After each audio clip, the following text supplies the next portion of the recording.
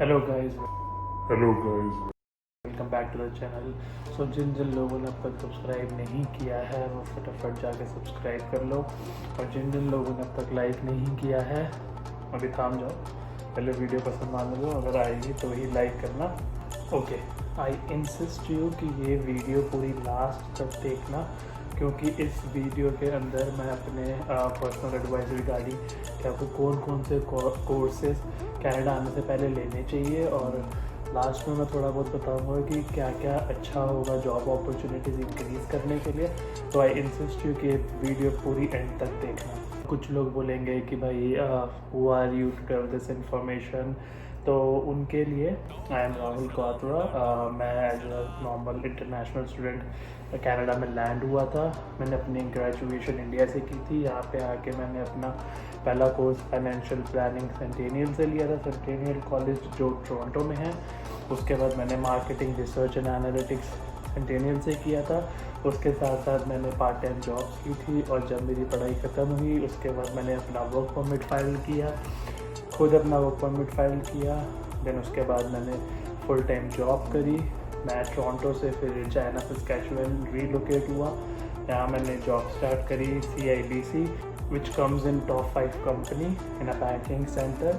CIBC Canadian imperial bank of commerce. और साथ साथ मैंने कुछ अपने पर्सनल लाइफ डेली व्लॉग्स में शो करे कि कैसे यहाँ पर चीज़ें होती है, यहाँ की लाइफस्टाइल कैसे होती है, वो आप मेरी वीडियोस में जाकर देख सकते हो। तो ये वीडियो मैंने लोगों के कमेंट मैसेजेस के बाद बनाने का सोचा कि कौन से कोर्सेज लेने चाहिए और किन कोर्सेज का क्या फ़ायदा होता है, तो वो मैं इस वीडियो में बताऊँगा। This video is fully made after my own observations, research and personal experience. इस वीडियो में कुछ भी गूगल मैप से नहीं लिया गया है। So first I talk about graduate certificates. जो यहाँ पे स्टूडेंट्स इंडिया में या कोई सी भी कंट्री में ग्रेजुएशन करके यहाँ आते हैं, तो पहला प्रेफरेबल कोर्स है graduate certificate. Graduate certificate basically 1 साल का भी आप ले सकते हो, 2 साल का भी आप ले सकते हो। अगर आप 1 साल का ले रहे हो तो आप सेम ग्रेजुएट सर्टिफिकेट फिर से कोई और सब्जेक्ट में 1 साल का और कर सकते हो। तो अभी ग्रेजुएट सर्टिफिकेट्स के लिए पहला मैं हम्बर कॉलेज के ग्रेजुएट सर्टिफिकेट्स आपको शो करूँगा। ये 1 या 2 साल कोई सा डिपेंड करता है कि आपने कौन सा कोर्स लेना है। तो पहला हम business accounting and management field के ही कोर्स के बारे में बात करेंगे। पहला देखोगे आप, पहला कॉलम वो सारे कोर्सेज लिखे हुए हैं, दूसरे कॉलम में उनके कोर्स लिखे हुए हैं जो पूरे टाइम जब भी आप वो परस्यू करते हो कोर्स, एग्ज़ाम देना हो, असाइनमेंट्स देना हो, तो वो कोड लिखने होते हैं। थर्ड कॉलम में लिखा है ग्रेजुएट सर्टिफिकेट, जो as I inform you. Fourth column में लिखा है लेंथ। यूजुअली एक सेमेस्टर मोस्ट लाइकली 3 मंथ्स का होता है, तो यहाँ पे 4 सेमेस्टर लिखे हैं, तो वो 2 साल में भी ख़त्म हो जाता है। तो क्या होता है कि हर एक 2 सेमेस्टर के बाद आपको एक अपॉर्चुनिटी मिलती है कि अगर आपने समर हॉलीडेज़ लेनी है, विंटर हॉलीडेज़ लेनी है, ये बेसिकली 3 मंथ्स की हॉलीडे होती है, 3 मंथ्स की हॉलीडेज़ होती है, इसके अंदर आप फुल टाइम वर्क कर सकते हो। तो पार्ट टाइम आप यूजुअली 20 आवर्स अ वीक करते हो, फुल टाइम के अंदर आप 40 आवर्स तक कर सकते हो। फुल टाइम मतलब आप जब आपको हॉलीडेज, समर हॉलीडेज़ मिलती है, एक तरीके से आप फुल टाइम एम्प्लॉय बन सकते हो। आप मोर देन 40 आवर्स भी कर सकते हो, उसमें ऐसा कोई इशू नहीं होता, बट यूजुअली लोग 40 आवर्स ही करते हैं। उसके अंदर आप अपनी इंटर्नशिप कर सकते हो। इंटर्नशिप मैं वीडियो के एंड में आपको बताऊंगा कि उसको क्या बोलते हैं और वो किस लिए इम्पॉर्टेंट होता है। 5th कॉलम में देखोगे तो आप हम्बर की लोकेशंस है, लेक शोर, नॉर्थ, ये सब हम्बर की लोकेशंस है। और जो मैंने हाईलाइट कर रखे हैं वो बहुत कॉमन और पॉपुलर कोर्स है, जो यूजुअली मेरे बैच में और मेरे प्रीवियस बैचेस में मैंने देखा स्टूडेंट्स ने लिया है। और इनके अलावा भी और कोर्सेज है, लाइक इंश्योरेंस मैनेजमेंट हो गया, प्रोजेक्ट मैनेजमेंट हो गया, public administration and human resource management.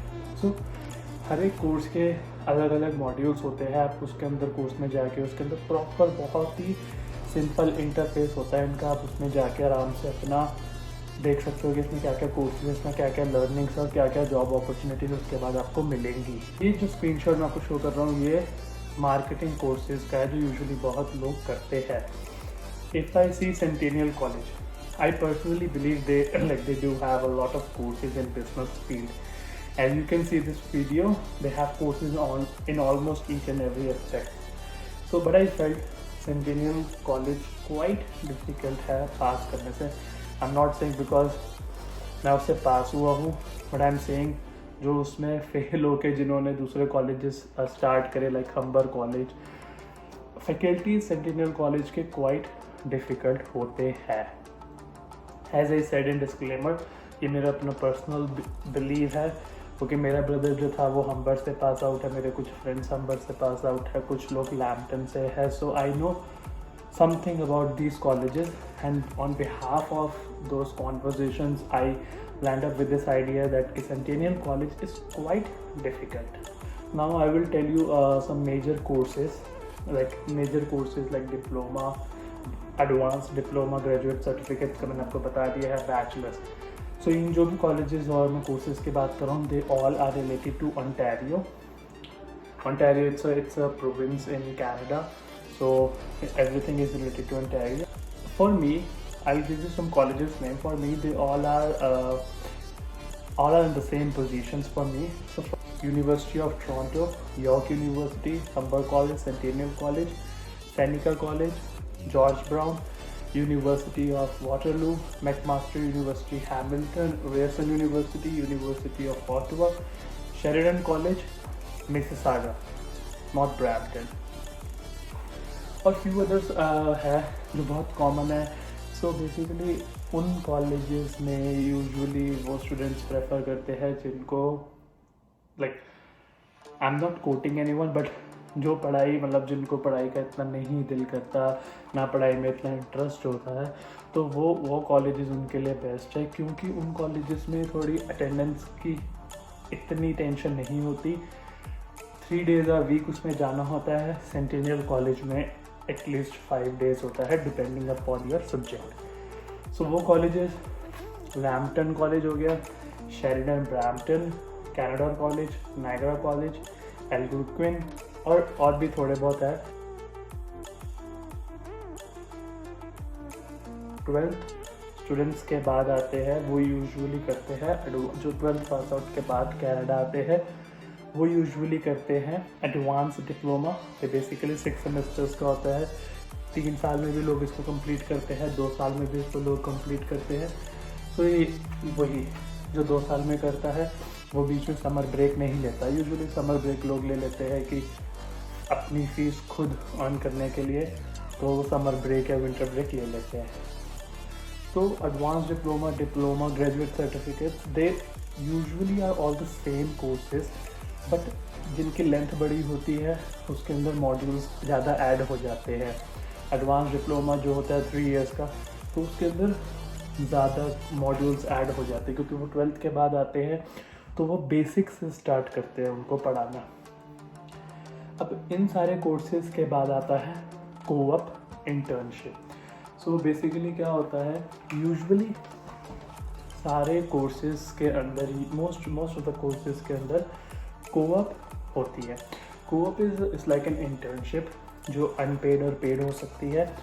तो जिन कोर्सेज के अंदर कोऑप कंपलसरी है, आपको वो फिर करना पड़ेगा. कोऑप के लिए पहले आपको कोऑप वर्क परमिट अप्लाई करने का, वो 3 months के लिए आता है. उसके अंदर आप 40 hours काम कर सकते हो. और वो अगर कोऑप आपको एक मिनिमम आवर्स दिए जाते हैं कोऑप में करने के लिए, जब आप वो मिनिमम आवर्स करते हो तो कंपनी आपको एक लेटर इशू करता है कि आपने उनके साथ इंटर्नशिप की है, वेदर इट इज़ पेड और नॉट. तो वो फिर आपको अपने कॉलेज में दिखानी होती है. वो कॉलेज वाले उसको देखने के बाद आपको डिग्री अलॉट करते हैं.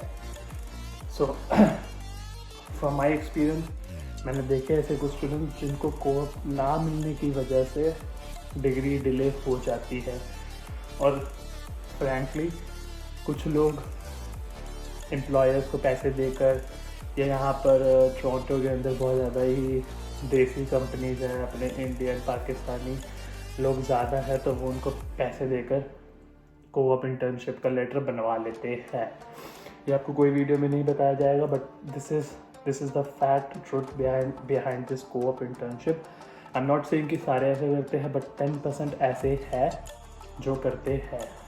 फिर जब आपकी कोऑप कंप्लीट होती है, आपको डिग्री मिलती है, तो डिग्री के बाद आपका कॉन्वोकेशन होता है। Convocation is just like an event जिसके अंदर आपको अप्रिशिएट किया जाता है कि आपने कोर्स कंप्लीट किया। मैंने उस पर एक वीडियो बना रखी है, हम्बर कॉन्वोकेशन, जो मेरे ब्रदर की हुई थी। Please must watch that video. Personally मैंने कोऑप नहीं किया था, तो ऐसा नहीं है कि कोऑप इम्पॉर्टेंट है या नहीं है, बट मैंने कोऑप नहीं किया था, तो आई नो कि कोऑप थोड़ी सी इम्पॉर्टेंट होती है। It's not related to your visa status, work permit मुझे भी 3 साल का मिल गया था, तो कोऑप मैंने नहीं की थी बट मिल गया था। बट कोऑप आपकी इन फ्यूचर जॉब अपॉर्चुनिटीज़ कैसे इंक्रीज़ करती है वो मेन है। जब आप पढ़ाई करते हैं, जब आप स्टडीज़ करते हैं, तो आपको 20 आवर्स पर वीक आप लीगली काम कर सकते हैं। बट अगर ये चीज़ मे बी लोगों को ना पता हो कि आप 20 आवर्स काम कर सकते हैं विच इज़ ऑफ कैंपस। अगर आपको ऑन कैंपस जॉब मिलती है during your study period of time, then you can do up to 40 hours on campus. Like कुछ कॉलेजेस के अंदर क्या होता है, ट्यूटर्स की जॉब होती है, पीयर ट्यूटर्स की, तो आप उनके लिए अप्लाई कर सकते हैं। अगर आपको जॉब मिलती है, आप जो भी सब्जेक्ट में अच्छे हैं उनमें आपको पढ़ाना होता है और उसको आपको पैसे देते हैं कॉलेज वाला, वो आप मोर देन 40 आवर्स आप कर सकते हो विच इज़ ऑन कैंपस। और हो गया कैफेटेरिया, हो गया जिम, हो गया। अगर इनमें आप जॉब्स कर रहे हो, अगर आप उसी ही कॉलेज के हो, तो उसे कहते हैं ऑन कैंपस जॉब, जिसमें आप एक्स्ट्रा काम कर सकते हो। अब वापस आते हैं कोऑप को लेकर। तो कोऑप में क्या होता है, जब आप वर्क परमिट अप्लाई करते हो, आपको वर्क परमिट मिलता है, तो जो एम्प्लॉयर्स होते हैं, अगर आप अच्छी कंपनीज में अप्लाई करते हो, तो दे बेसिकली सी कि आपने इंटर्नशिप कर रखी होनी चाहिए या नहीं कर रखी होनी चाहिए।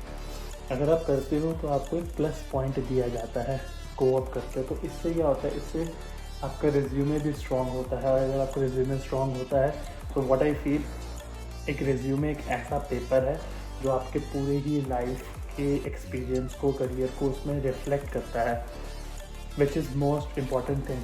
हमारे कॉलेजेस में कोर्सेज भी होते हैं रिज्यूमे के, मेरे भी थे एक मैंडेटरी, बट ट्रस्ट मी मैंने नहीं लिया था। मतलब करना पड़ता था बट उसका ध्यान बिल्कुल नहीं दिया था।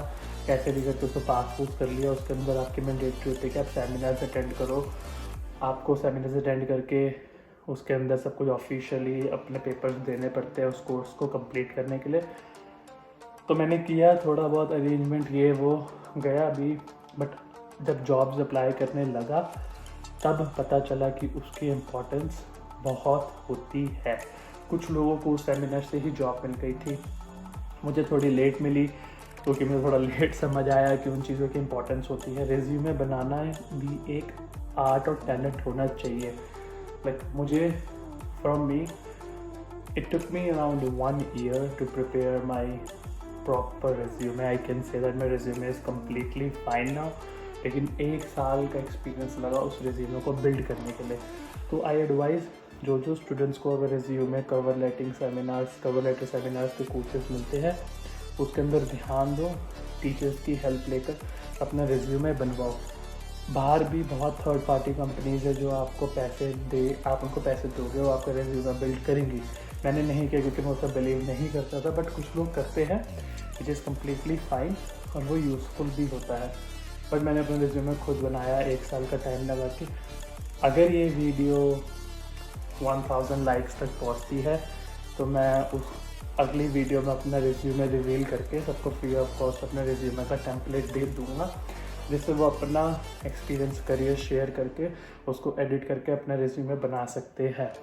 अब I talk about financial industries and financial institutions, because मैं उसी ही इंडस्ट्री में हूँ, सो आई नो कि उसके अंदर क्या क्या इम्पोर्टेंस होती है। अगर आप लाइसेंसेस और सर्टिफिकेट्स ले लेते हो तो there are few licenses and certificates, अगर आप उनको लेते हो तो there would be an easy chance कि आप उसके अंदर बैंक्स के अंदर ईजिली आपको जॉब मिल सकती है अगर आप ये लाइसेंसेस कंप्लीट करते हो।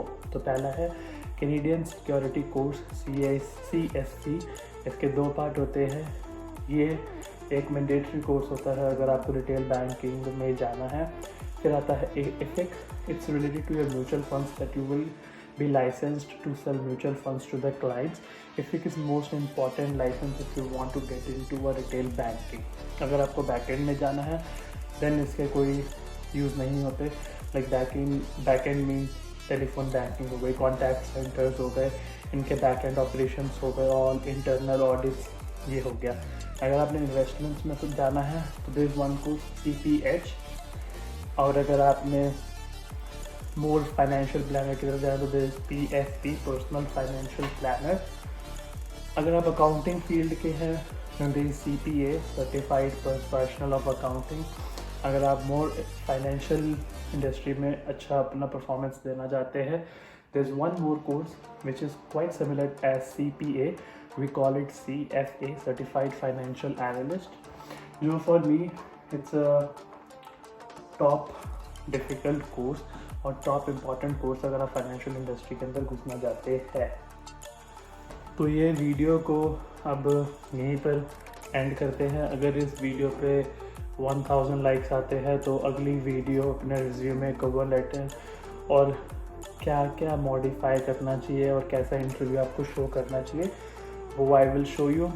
अगर इस वीडियो पे 500 लाइक्स आते हैं तो मैं एक और ऐसी वीडियो बनाऊंगा जिस पे और कोर्सेज़ के बारे में और internal schooling and college sector के बारे में आपको शो करूंगा. कुछ पर्सनल असाइनमेंट्स, असेसमेंट्स, कैसे असाइनमेंट्स बनाए जाते हैं और कैसे प्रॉपर मार्क्स लाए जाते हैं. Like minimum standard of marks आपको चाहिए होते हैं पास होने के लिए, वर्क परमिट अप्लाई करने के लिए.